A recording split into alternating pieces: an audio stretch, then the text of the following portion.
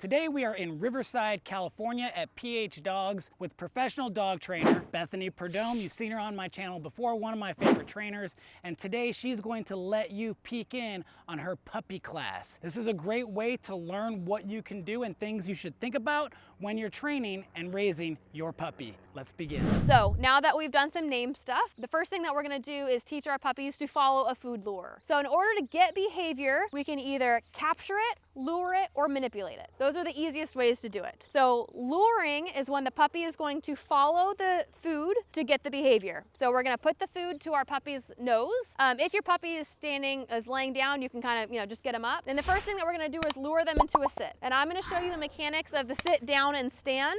And then we're also gonna do a couple twirls just to kind of get them moving and teach them some rear end awareness. So can I borrow your dog? So luring is just getting the dog to follow the food. So I'm gonna put the treats to the dog's nose, okay? And I can lure the dog. So see how I'm just letting them nibble, and I can say, yes, I'm gonna give them the treat. So I'm just getting her to follow me. Nose is like a magnet on the food. Yes, give him the treat. Okay, this isn't my dog, so I'm just luring straight lines to start. So the puppy is just following the food. If I lose her, I'm just gonna put the treat right back to the nose, couple steps. Yes, open my hand and give it to them. So I'm using yes as a marker to let my dog know that's the moment I'm rewarding. So you can use a clicker as well if you have one. Markers pinpoint the moment the dog does the right behavior. That's what I'm rewarding you for. So if I'm doing a sit and I'm luring, I go yes. As soon as their butt hits the ground, that's what I'm looking for. If I'm doing a down, as soon as those elbows hit, yes, that's what I'm looking for. Your markers could be potatoes and yes and good. It doesn't matter what they are. It's the consequences that follow them. So my yes marker is that's what I'm looking for. That's why you're getting paid. So once I say yes, then I'm opening my hand and giving the food to the puppy. If your puppy's not, to start, just straight line. So just put the food to your puppy's nose, back up. When their nose is pushing on it, yes, open your hand and give it to them. Restock, put the food in your hand. Puppy's nose is on here. Yes, open my hand and give it to them. If your puppy's good with that, then we're gonna lure into a sit. When the nose goes up, the butt's gonna go down. Yes, give the puppy the food. If you need help, raise your hand, I'll come by.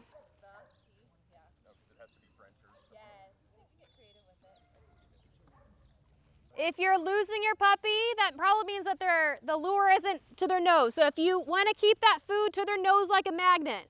So if you're going too fast, you're gonna lose it, right? Just like with a magnet, if you take the distance too far, it no longer has that pull. So we wanna make sure we keep the food right to their nose. If we lose them, put it back in their face.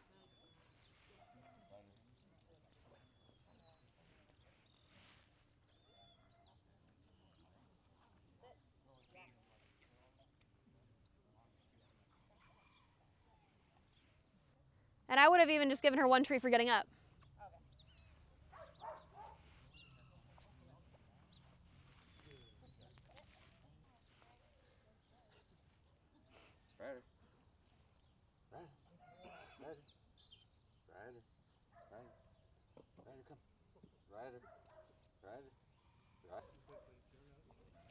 And then try the down and then the spin right and left.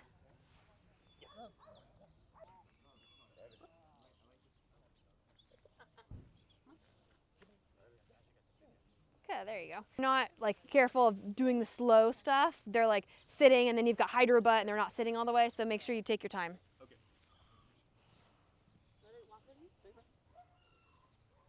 Sit. Good girl.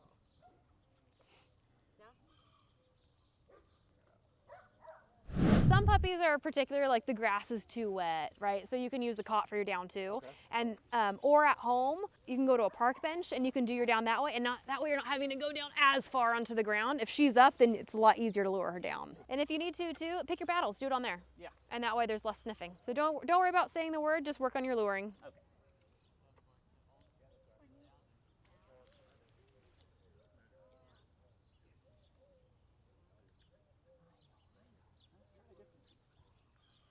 And don't worry too, like if you need to give her a break and let her just sit for a little bit, it's a long class. Oh, okay. So not all the puppies are gonna, be bottomless pits of food and be able to work the whole time. So if she needs to take a 5-minute break, that's not a problem. It's better to give her a break than to try to drill it when she's like, oh, I need a break. Yeah, that's fair. Yeah, let her get used to it. It's a lot. Try your sit down and spins. I know, you're already good at boinking.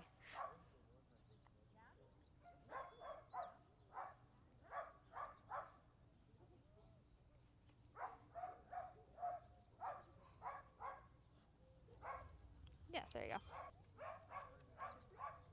Yes, good. And then try the spinning to the right and the left. There you go. Good job. Your puppy needs a break?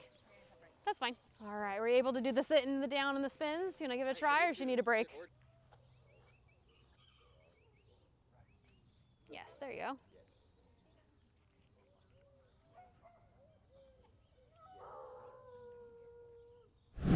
The other thing too is, again, if your puppy's not motivated by food and they would rather do other things, you need to wait until you have motivation before you can train behaviors. We all, I assume, even if you're not a good cook, you know that you need to boil the water before you can put the pasta in, right? If I put my pasta in cold water, it's not going to cook, right? It's going to take me way more time than if I actually wait for it to boil and then I add it. Then it's, 10 minutes less, depending on how you like your pasta cooked.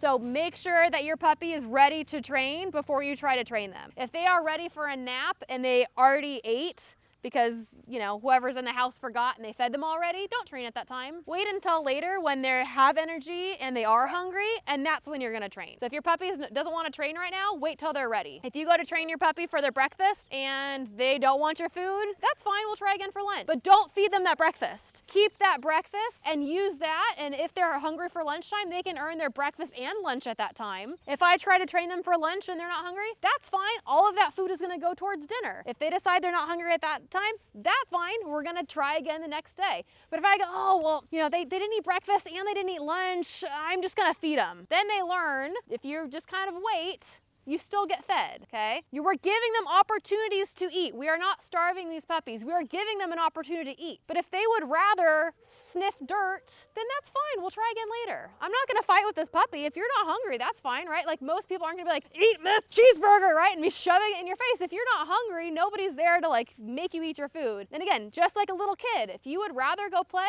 that's fine, don't eat dinner. I'm hungry. Here's your cold dinner. You ready to eat it now? Well, it's cold. Well, you should have eaten it while it was hot, right? If my kid goes, well, I don't want it, and now I want ice cream. And I go, okay, fine, I give my kid ice cream.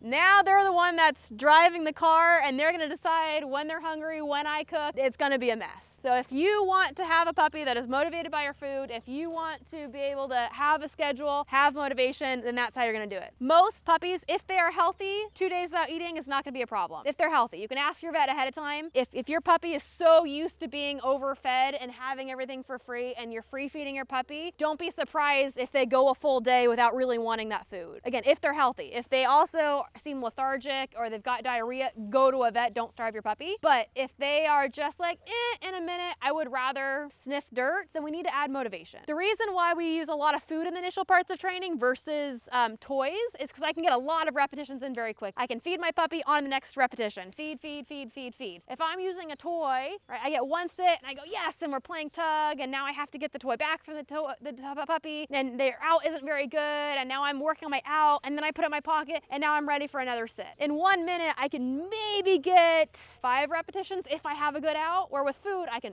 rep, and get my repetitions in very quickly. So it's helpful if your puppy is food motivated, because if they're alive, they have some food motivation, because that means that they're eating, but no free feeding. Do not feed them out of a bowl. Have them do something to earn that food, okay? Anybody have a puppy that's really just not motivated by food? No? Perfect. Okay, once you can get the behavior, now we can add the word to it, okay?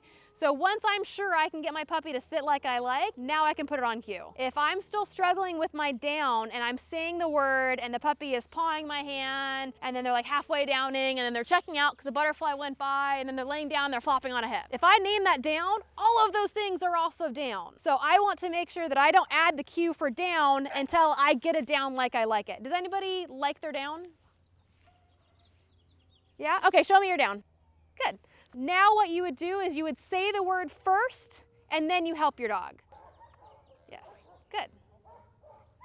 So the other thing that we're gonna do is we're gonna say it once, and then we're gonna help. So if you're at the point where your dog is downing with the food, and you say down, and they don't down, they normally do, just go back and help them.